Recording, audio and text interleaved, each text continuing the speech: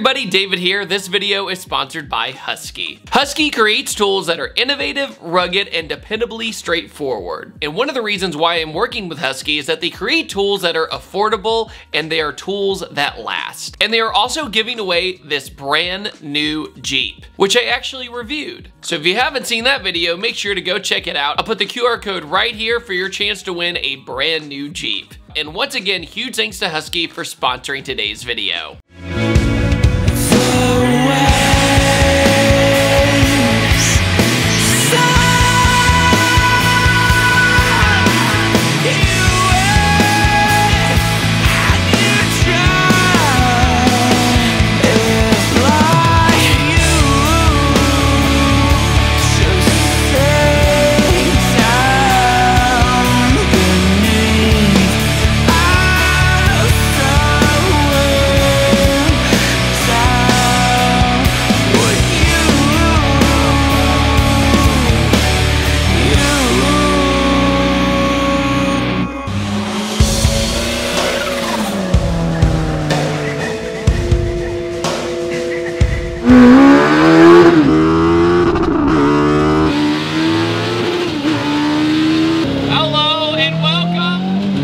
Mazda Miata with a Hayabusa motor in it. You know, just a motorcycle engine and a small wheelbase, crazy 50-50 weight distribution car, no power steering, and this very much was a car just to prove that it can work.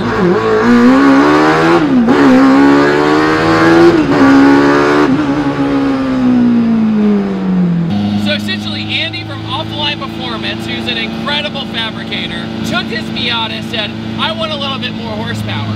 And instead of doing the normal thing like most people do is K-swap it, turbo it, or even LS swap it, he said, I'm just more interested in RPM. What can I do to get more RPM and acceleration at the same time? So going from a 90 wheel horsepower 1.8 4-cylinder that came factory in this car to the Busa engine made 160 wheel, which nowadays you might be saying, oh, but David, that's not a lot of horsepower nowadays, but it's just the rawness of it and how crazy it is. The other thing is too is that Eric from Off the Line Performance had a Hayabusa Turbo Smart car, which I have also reviewed, and that was absolutely crazy. I mean, one of the craziest things I've ever filmed.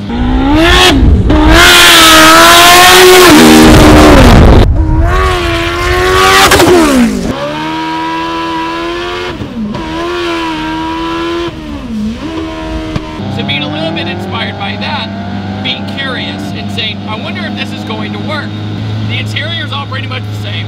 You got a nice seat and a cage, but also just a nice racing wheel. But the vibration is wild, right? Because the Busa motor is high revving. Also solid motor mounts. So this essentially is Andy's proof of concept. Basically make it work, see if it works, and then refine it later. So it has a custom drive shaft. It actually has the factory differential in the back. But the front is the Hayabusa engine, but it has a sequential shifter.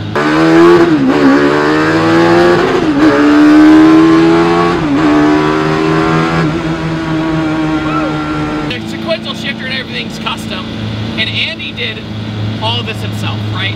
And I think that is so incredibly impressive that I can't even fathom it, right?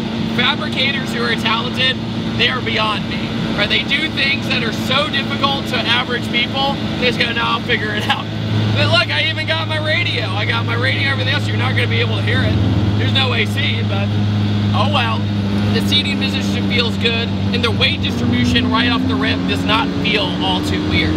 It feels fairly normal. It just has a lot of vibration, right? So I don't have a brake booster, so I do have to be careful with that. So the rear end in this thing is a 411 rear end, and they didn't really know how it was going to go, right, when they did this swap with this rear end. But when you're cruising on the highway, it's a lot. I mean, you're revving all the way up there and you can't hear anything, right? So that's why when I'm doing this right now, I'm talking to you, I'm not going very fast because I don't really have a choice. This is the last gear in the transmission. And there's still...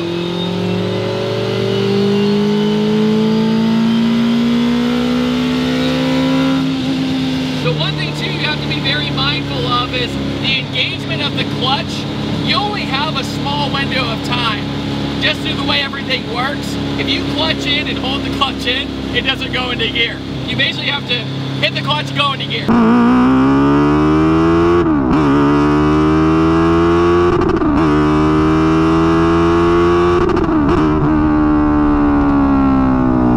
And at the same time, the throttle is so insanely sensitive. I mean, you know, that's big towing like SpongeBob. It's crazy.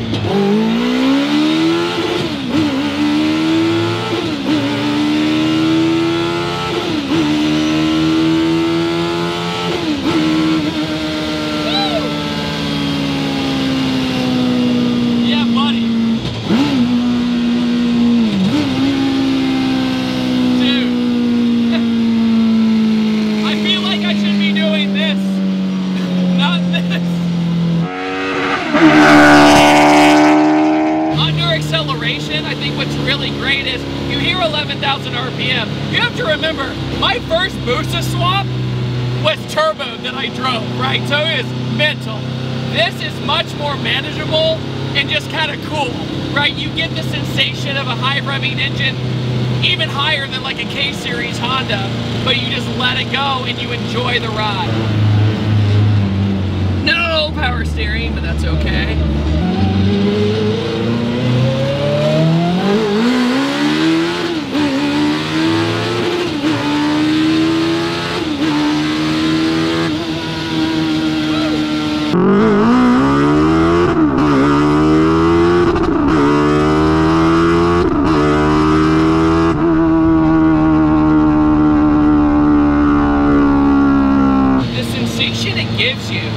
It's almost like not a high horsepower car where it's kind of like ripping your face off, but it does have like the same fun factor of that, where you're like so excited to rip into that next gear. You're like, yes, yes, yes.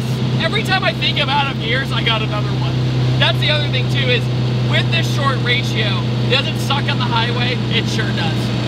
But everywhere else in the mid-range, I think people don't realize that having a street car, I very much value acceleration over, say, top speed, right? Having acceleration is the fun part. It's what makes you laugh and get you going and gives you the cool sensation. That's why gearing can completely change a car, even with the same exact horsepower. However, with this, not a highway cruiser, but around town and on your favorite back road, pretty darn freaking cool, man. Pretty cool. Oh yeah, that's the top gear. I feel like I'm hunting for one more gear. They warned me, Andy warned me, it's probably gonna feel like you want one more gear. I can feel the heat coming through the shifter on my hand. It's like, you're definitely having fun now. Oh, wrong gear.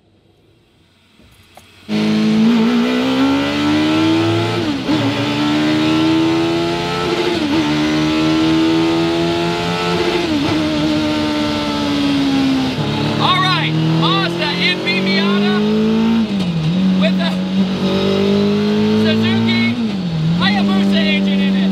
What I think of it? Well, it is completely different from the smart car, I can tell you that, but it is a ton of fun to drive, rip through the gears.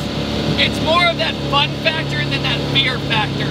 In the smart car, the reason I love the smart car is the pucker factor, right? It's so gnarly and so crazy. It's so unique of an experience. This feels way more natural for somebody to just goof off and have some fun in. And on that note, huge thanks to Off the Line Performance and Andy for letting me drive this car. It was an amazing time, and I will see you guys next time. And take it easy. Have a wonderful day.